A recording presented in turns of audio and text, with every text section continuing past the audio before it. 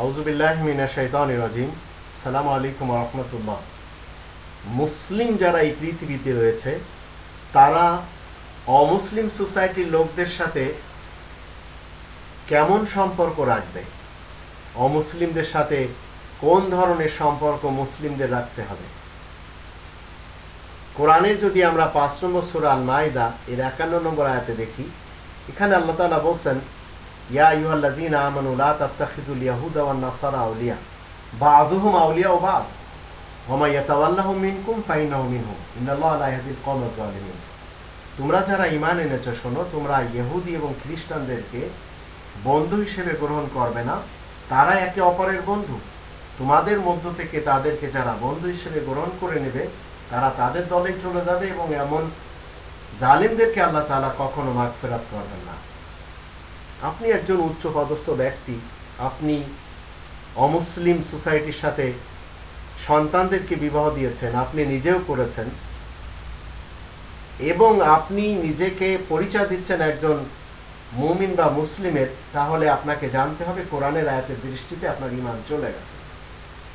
কারণ আপনি তাদের দিন ধর্মকে পছন্দ করেছেন, তাদের নিয়ম নীতিকে পছন্দ করে আপনি বিবাহ করেছেন, আপনার সন্তানদেরকে বিবাহ করাচ্ছেন, তো আপনি মুসলিমদের খাতা থেকে একেবারে চলে গেছেন, মুসলিমদের কাতার থেকে আপনি চিরবিদায় নিয়েছেন, আপনি যেই হন না কেন। দুনিয়াতে যত ধরনের মাযহাব বলেন, ধর্ম বলেন, কওম বা জাতি বলেন, ফ্যামিলি বলেন, এরা সবাই নিজেদের স্বার্থের জন্য আইন তৈরি করে, আর এই আইনের আওতায় তারা সবসময় নিজদেরকে প্রাধান্য দেয় এবং অন্যদের ব্যাপারে তারা ভাবে তারা বাঁচুক অথবা না বাঁচুক, আমাদের মাযহাব ঠিক থাকতে হবে, আমাদের কওম ঠিক থাকতে হবে, আমাদের ধর্ম ঠিক থাকতে হবে, আমাদের ফ্যামিলি ঠিক থাকতে হবে, এবং আমাদের নেতৃত্ব ঠিক থাকতে হবে।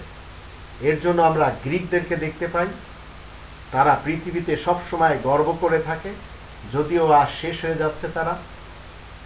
মিশরের ফাতেমিদদেরকে আমরা একসময় দেখতে পেয়েছি, হিন্দুদের ব্রাহ্মণদেরকে আমরা দেখতে পেয়েছি, তারা সাধারণ লোক যে তাদের স্পর্শ করবে সেটা তারা চায় না।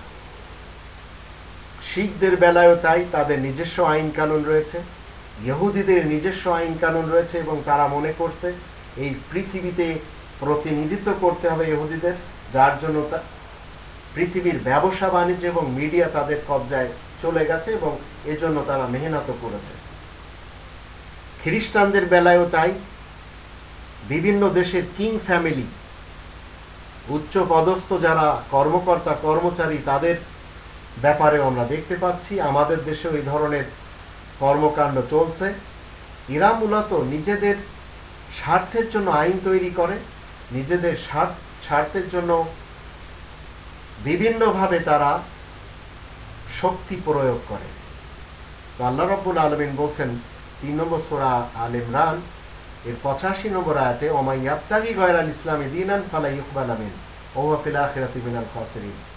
কোরআনের যে ফয়সালা, এই ফয়সালার মোকাবেলায় কোন ধরনের ফয়সালা যদি কেউ বিশ্বাস করে এবং তাদের সাথে যদি কেউ দেয়, পরকালে তা কবুল করা হবে না, এবং তাদের সেখানে লোকসান উঠাতে হবে, তাদের লোকসান হবে পরকালে।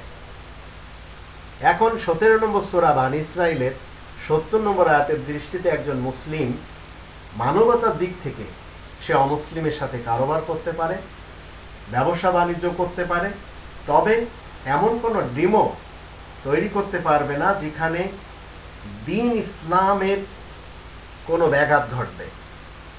যেমন মনে করেন ইসরায়েলি ইহুদ, তারা ফিলিস্তিনের মুসলিমদের উপরে জুলুম করে, আপনি ইসরায়েলি ইহুদির সাথে ব্যবসা করছেন এবং আপনি সাপোর্ট করছেন তারা যে মুসলমানদেরকে মারছে সেটা আপনি পছন্দ করছেন, তখন আল্লাহ বলছেন যে তুমিও তাদের সাথে হয়ে যাবে।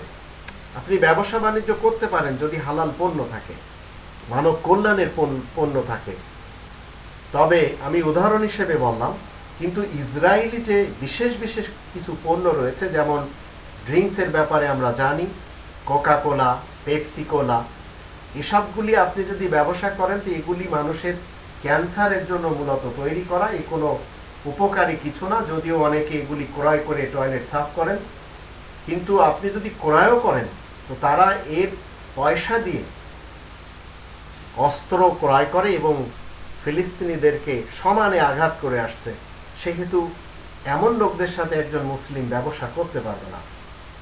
আবার তাদেরকে আপনি কোরআনের 16 নম্বর সূরা আন-নাহলের 125 নম্বর আয়াতের দৃষ্টিতে দাওয়াত দিতে পারেন, উদু ইলা সাবিলি রাব্বিকা বিল হিকমাতি ওয়াল মাউইজাতিল হাসানাহ ওয়াজাদিলহুম বিল্লাতি হিয়া আহসান। তাদেরকে উত্তম এবং মনোজ্ঞ উপায়ে ইসলামের দাওয়াত দিতে পারেন যদি সুযোগ হয়। আবার কোনো কওমের সাথে দুশমনি করা যাবে না।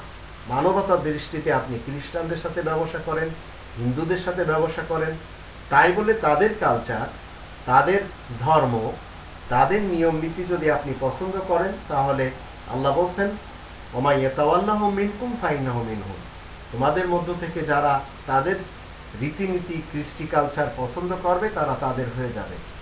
আপনি যতই চিল্লান না কেন যে আপনি এখনো মুসলিম রয়েছেন, মুসলিমের খাতা থেকে আপনি বাদ পড়ে গেছেন।